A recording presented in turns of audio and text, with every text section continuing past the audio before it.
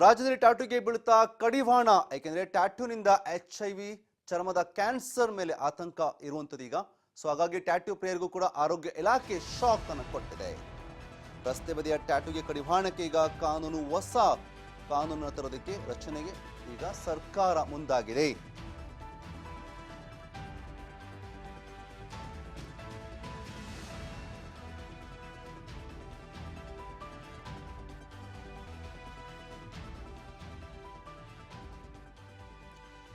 ರಾಜ್ಯದಲ್ಲಿ ಟ್ಯಾಟೂಗೆ ಈಗ ಕಡಿವಾಣ ಬೀಳುತ್ತಾ ಅನ್ನೋ ಒಂದು ಪ್ರಶ್ನೆ ಕಾಡ್ತಿರೋದು. ಏಕೆಂದರೆ ಈಗಾಗಲೇ ಟ್ಯಾಟೂ ಕುರಿತಂತೆ ಒಂದಷ್ಟು ಆರೋಗ್ಯ ಇಲಾಖೆ ಶಾಕಿಂಗ್ ವಿಚಾರವನ್ನು ಬಹಿರಂಗಪಡಿಸಿದೆ.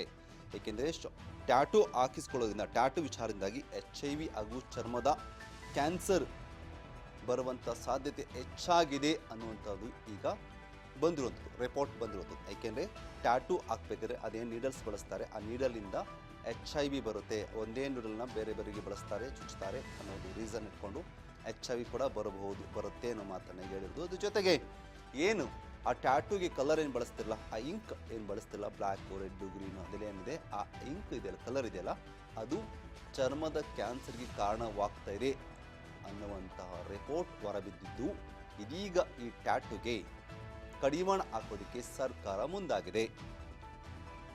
ಅದು ರಸ್ತೆ ಬದಿಯ ಟ್ಯಾಟೂಗೆ ಕಡಿವಾಣಕ್ಕೆ ಕಾನೂನನ್ನು ಕೂಡ ತರೋದಕ್ಕೆ ಈಗ ಸರ್ಕಾರ ಸಿದ್ಧತೆಯನ್ನು ಮಾಡ್ಕೊಳ್ತಾ ಇದೆ.